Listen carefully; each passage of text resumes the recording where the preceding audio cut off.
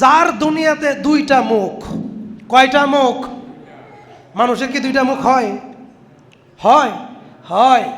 একটা মুখ নিয়ে আপনার সামনে হাজির হবে, আরেকটা মুখ নিয়ে আমার সামনে হাজির হবে। অর্থাৎ আপনার দোষ আমার কাছে বলবে, সে আমার কাঁধে উঠবে। আমার দোষ আপনার কাছে বলবে, সে আপনার মাথায় উঠবে। তার দুই মুখ। হইল না? হইল না? নবীজি বললেন, মান কানা লাহু ওয়াজহান ফিদ দুনিয়া, দুনিয়ায় যার দুইটা মুখ, অর্থাৎ চগুলখোর, কানা লাহু ইয়াউমাল কিয়ামাতি লিসানান মিনান নার, ওই দুই মুখওয়ালা মানুষ এর কিয়ামতের দিন দুটি জিহ্বা হবে আগুনের। দুইটি জিহ্বা হবে আগুনের। এই দোষ, এই গুণ, এই বৈশিষ্ট্য মহিলাদের মধ্যে কম না বেশি? কম না বেশি? স্ত্রী শাশুড়িকে সহ্য করতে পারে না, শাশুড়ি স্ত্রীকে সহ্য করতে পারে না। আবার কি বলে, ভাবি তার ননদকে, ননদ তার ভাবিকে সহ্য করতে পারে না। আছে না নাই? স্ত্রীদের কারণে সময়ে সময়ে সংসারে অশান্তি, আবার সময়ে সময়ে শ্বশুর শাশুড়ির কারণে সংসারে অশান্তি। রাসূল সাল্লাল্লাহু আলাইহি সাল্লামের এই কথা যেন আমরা আমল করতে পারি, আল্লাহ তাআলা আমাদের সেই তৌফিক দান করুন। আমরা বলি আমিন। প্রিয় হাজিরিন, আমরা বলছিলাম সত্য গ্রহণ, মিথ্যা বর্জন। সহিহ বুখারীর 33-34 নম্বর হাদিস, ভালো করে শোনেন। আল্লাহ তাআলা বলছেন, ইন্নাল মুনাফিকিনা ফিদ দারকিল আসফালি মিনান নার, যারা মুনাফিক তারা জাহান্নামের সবচেয়ে নিম্ন স্তরে থাকবে। কথা বুঝতে পারছেন? সূরা বাকারার 1 থেকে নিয়ে 20 নম্বর আয়াতের বর্ণনা আপনাকে বলছি, ভালো করে বুঝেন। প্রথম 4টি আয়াত ইমানদারদের কোয়ালিটি, ইমানদারদের গুণ। না দেখে আল্লাহকে বিশ্বাস করা, গায়েবের প্রতি বিশ্বাস করা, কিতাবের প্রতি বিশ্বাস করা, নবী রাসূলদের প্রতি বিশ্বাস করা, পরকালের প্রতি বিশ্বাস করা, সালাত আদায় করা, যাকাত দান দেওয়া, যাকাত দেওয়া, এগুলো হেদায়াত প্রাপ্ত বান্দা, মুত্তাকি বান্দা, ইমানদারদের বৈশিষ্ট্য। সূরা বাকারার 1 থেকে নিয়ে 4 নম্বর আয়াত, 4 থেকে নিয়ে 6 নম্বর আয়াত কাফেরদের বৈশিষ্ট্য। কাফেরদের কাদের? যারা নবীকে মানে না, কোরআনকে মানে না, ইসলামকে মানে না, ইসলামের কথা ভালো লাগে না, ইসলামের আইন, ইসলামের বিধান, কোরআনের সংবিধান ভালো লাগে না, পরকালকে বিশ্বাস করে না, কোরআনকে গালি দেয়, ইসলামকে গালি দেয়। এগুলো হচ্ছে কাফেরদের বৈশিষ্ট্য। 2 আয়াতের বর্ণনা। তারপরে 8 নম্বর আয়াত থেকে নিয়ে 20 নম্বর আয়াত পর্যন্ত মুনাফিকদের ভয়ঙ্কর চরিত্র, মুনাফিকদের ভয়ঙ্কর চরিত্র। কাফেরদের চাইতে মুনাফিকরা সবচেয়ে বেশি ভয়ঙ্কর, কাফেরদের চাইতে মুনাফিকরা সবচাইতে বেশি ভয়ঙ্কর।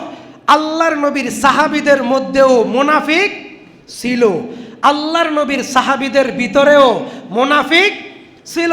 প্রখ্যাত মুনাফিকদের সর্দার আব্দুল্লাহ ইবনে উবাই, আব্দুল্লাহ ইবনে উবাই, তিনি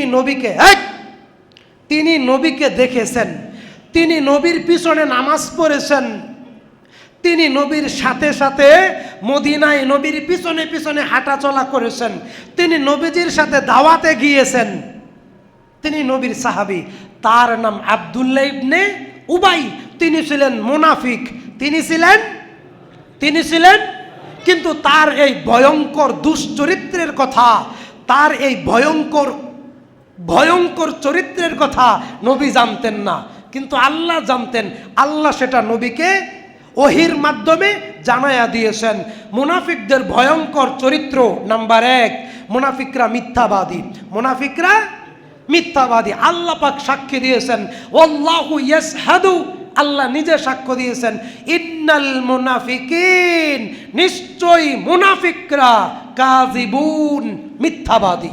মুনাফিকরা কি? মিথ্যাবাদী। 2 নম্বর, মুনাফিকরা ইমানদারদের সাথেও থাকে, মুনাফিকরা কাফেরদের সাথেও থাকে।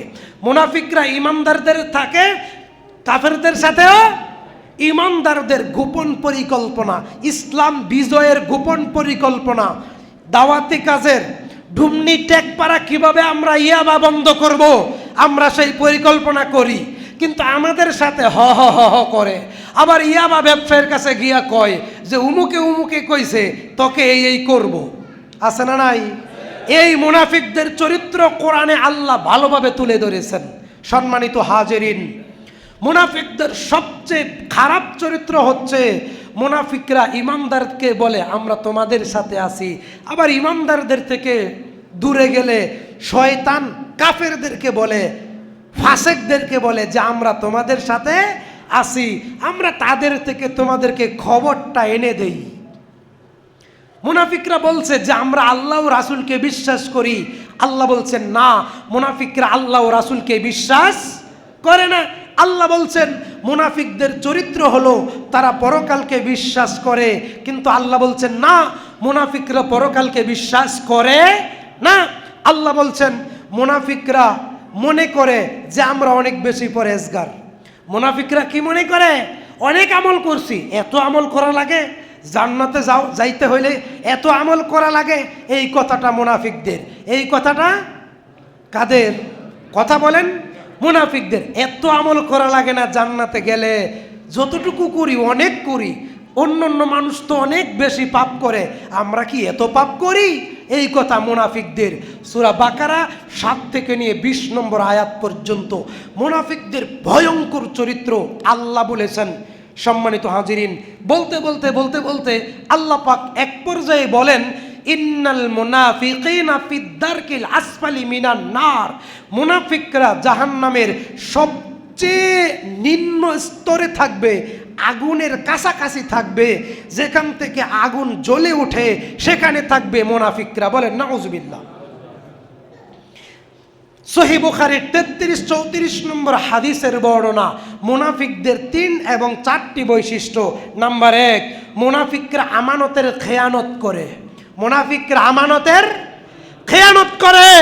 মুনাফিকরা মসজিদের টাকা খেয়ে ফেলে। এটা মুনাফিকদের 1 নম্বর চরিত্র। ঠিক কিনা বলেন?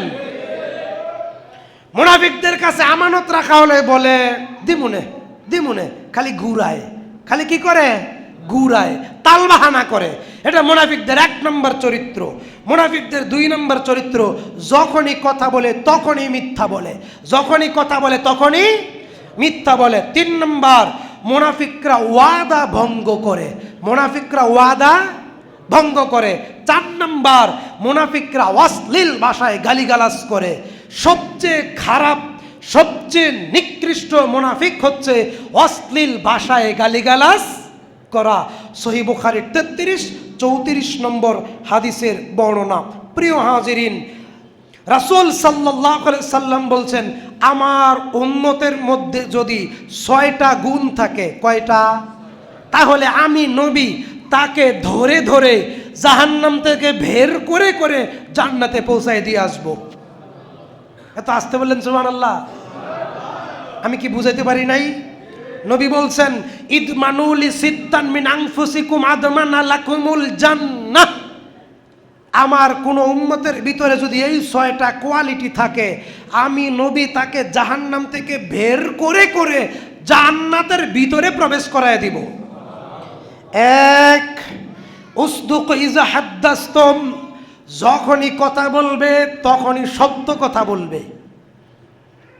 2, রাসূল সাল্লাল্লাহু আলাইহি সাল্লাম বলছেন ওয়াউফু ইজা ওয়াদতুম, এই কথা আল্লাহ নবী গুরুত্ব দিয়ে বলছেন।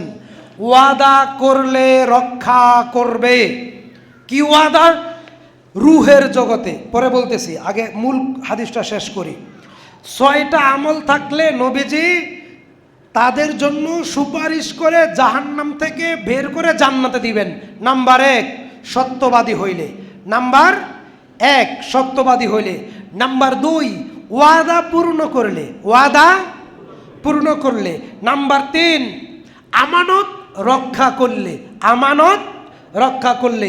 নাম্বার 4, লজ্জা স্থানের হেফাজত করলে। লজ্জা স্থানের হেফাজত করলে।